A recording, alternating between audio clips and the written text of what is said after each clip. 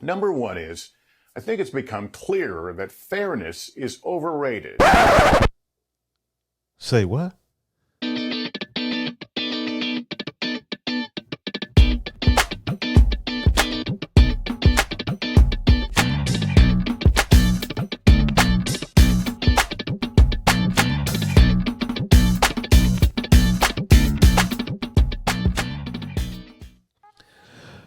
Black Pill Red here. What's going on, people? Your boy Lester Holt done did it. Oh no, hell no, man. Holt done went and done it. Check this out. I'm gonna go ahead and run the whole entire video. I think it's about a minute long, and let's chat about this.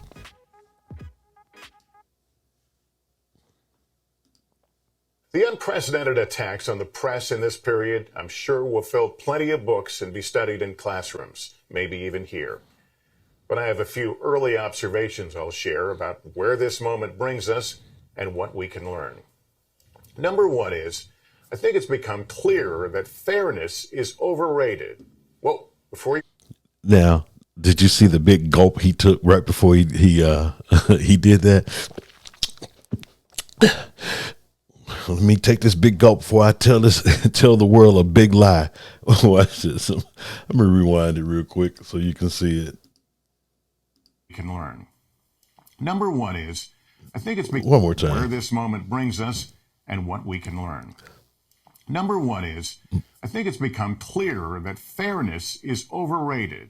Well, before you run off and tweet that headline, let me explain a bit. The idea that we should always give two sides equal weight and merit does not reflect the world we find ourselves in.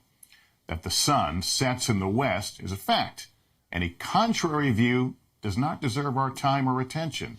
Now, you can prove that the sun sets in the west. It's a fact. It's a proven fact. You can prove that. But when you have the opportunity to defend yourself with facts and evidence, that opportunity should be afforded to you. But I'm going to let him stick his foot further down his throat. I know recent events assure that you won't have to look far to find more current and relevant examples. I think you get my point. Decisions to not give unsupported arguments equal time are not a dereliction of journalistic responsibility or some kind of agenda. In fact, that I have to agree with. I mean, it's not the journalist's fault to actually give it equal time, but it's their duty to give it equal time.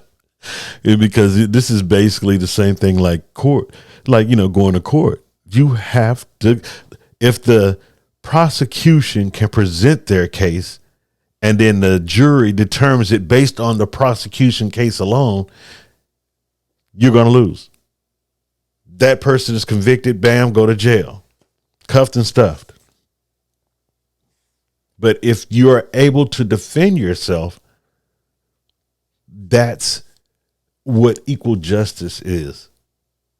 This is the law. This is one form of due process, even in the media. Now, what he just told you was that the media controls the narrative. We don't care what you say. You're gonna believe what we tell you because we have the power. But I'll let him finish. It's just the opposite. Providing an open platform for misinformation, for anyone to come say whatever they want, especially when issues of public health and safety are at stake, can be quite dangerous. But it's them that's causing the danger. The more bad media is put out there, the more propaganda is put out there, it's going to cause people to go crazy. It's going to cause people to do what they say they're doing because of media. Our duty is to be fair to the truth, holding those. Okay, you're contradicting yourself. Now you're saying to be fair to the truth. Now, if you're not willing to hear the truth, especially from the parties involved, what does that say about you? Power accountable is at the core of our function and responsibility. We need to hear our leaders' views, their policies and reasoning. It's really important. You need to hear the views, policy, and reasoning. He's still contradicting himself. You have to stand ready to push back and call out falsehoods. Wow. Now, if you don't believe that the media controls the narrative in this situation, they do. You have several articles here that actually agrees with me and talk about that. Let's go to the slides.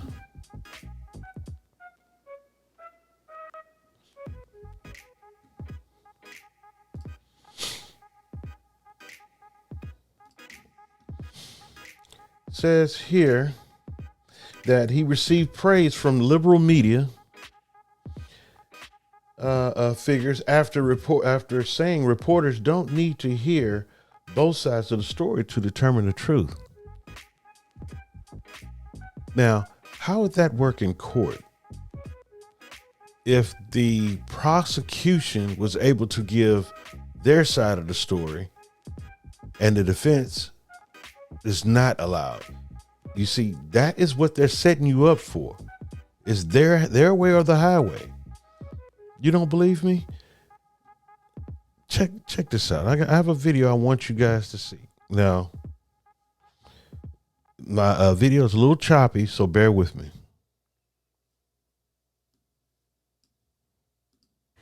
And I have not talked to him about that. Will you talk to him about maybe giving Joe Biden some of the information? Oops. That's your answer. Now, I know you saw that, right? I don't know if that was intentional. Now, I'm going to see if I could zoom in on her hand. We have been having problems. Let me see if I can zoom in on her hand. Timing is everything. Rudy Giuliani's I telephone would really interview like for all you to morning. see that. Okay, well, we appreciate. Let me see if I can zoom in on her hand.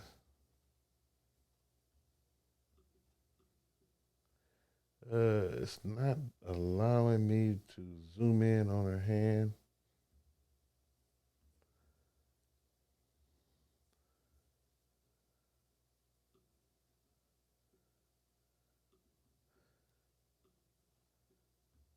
Okay, it won't allow me to do it. But watch this hand right here.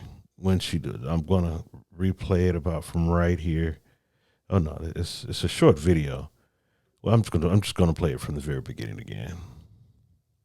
And I have not talked to him about that. will you talk to him about maybe giving Joe Biden some of the information? Oops.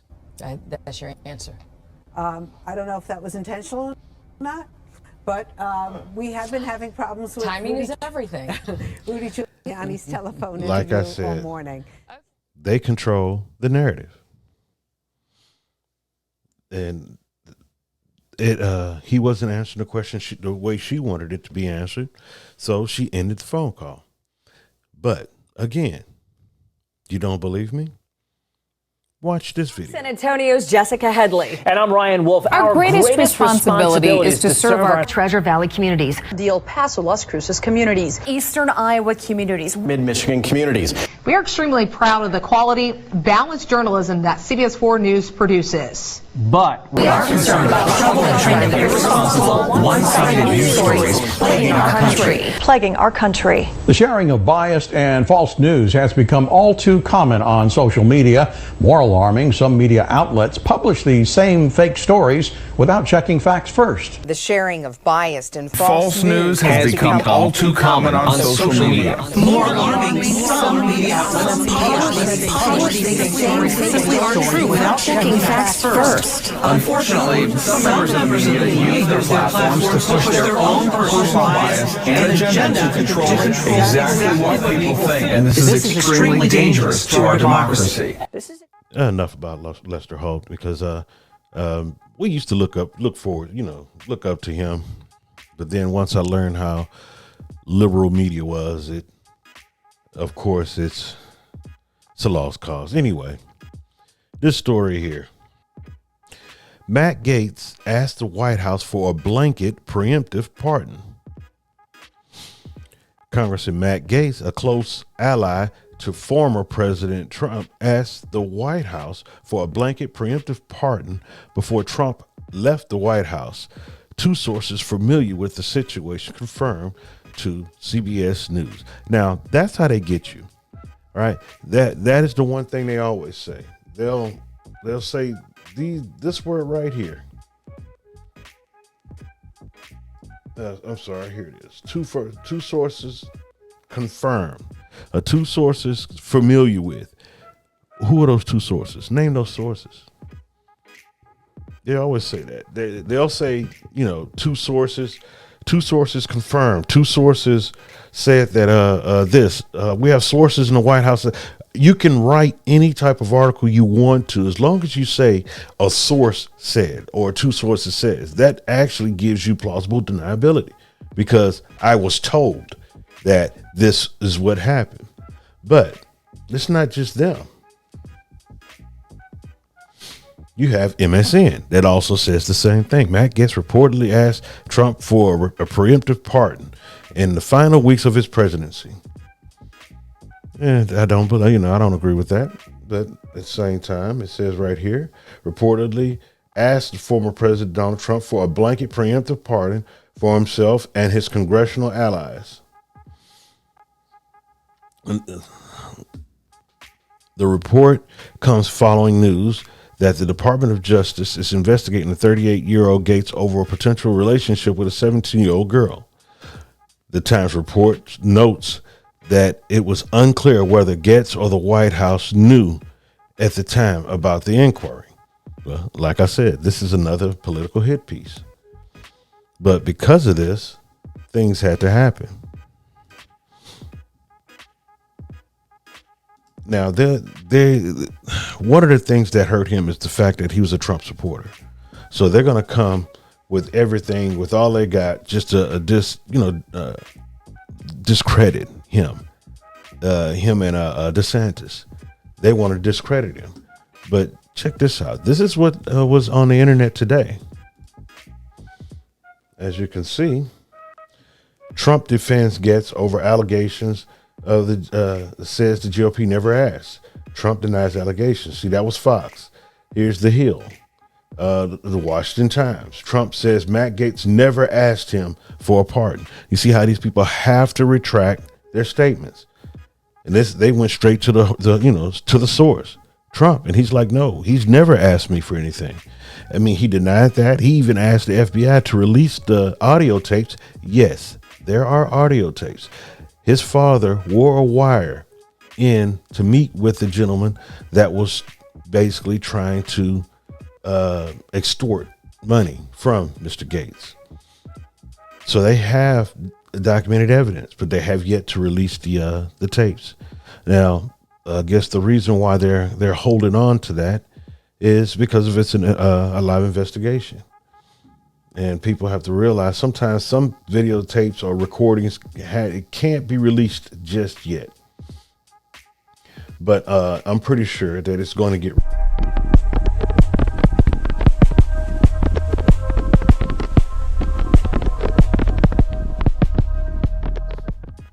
Breaking news. Hillary Clinton's first day at the military tribunal. A military tribunal on Thursday morning convened at Guantanamo Bay to decide whether Hillary Rodham Clinton should be exonerated of charges including treason, conspiracy with the enemy, destruction of government property, money laundering, conspiracy to commit murder, or if she should ultimately stand before the gallows or a firing squad. This is day one. Here's the article there. I'll scan it up real slowly so if you can get a bigger picture of it and look at it real quick. But we can go ahead and read that.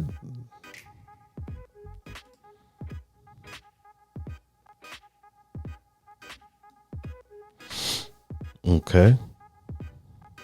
Let me move my face out of the way.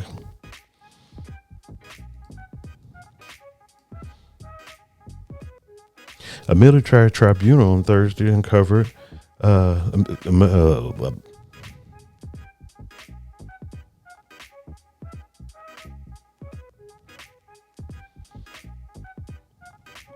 start this over.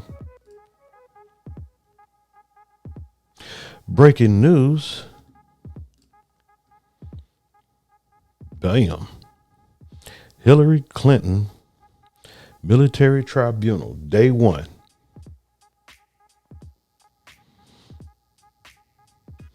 The military tribunal on Thursday morning convened in Guantanamo Bay to decide whether Hillary Rodham Clinton should be exonerated of charges including treason, conspiracy with conspiring with the enemy, destruction of government property, money laundering, and conspiracy to commit murder, or if she would ultimately stand before a gallows or a firing squad.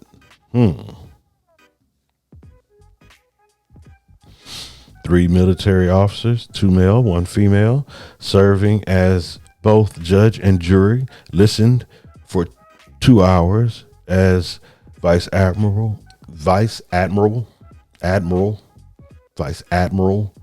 John G. Hancock of the U.S. Navy Judge Advocate General's Corps listened 18 specific charges against Clinton and said he would supply compelling and incontrovertible tongue twist today evidence linking her to countless atrocities against the nation and its population.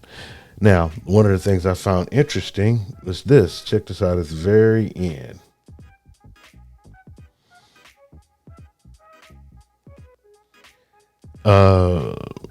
Okay, right in here, they brought in a witness, which was her former secretary. Right here. This section right here is very important. All right.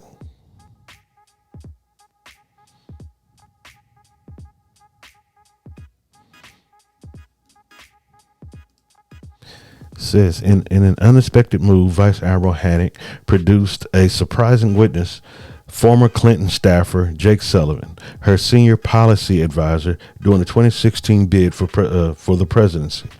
In exchange for immunity from prosecution, Sullivan recounts a meeting with Clinton and the former campaign manager, Robert Mook. Now, in that, they talk about, that Scalina, Judge Scalina, remember, Scalia, I'm getting tongue twisted. Judge Scalia, remember that he was found dead in a hotel room while he was vacationing. And they thought it was very strange that a man of his age would die, especially of any type of heart attack or anything. But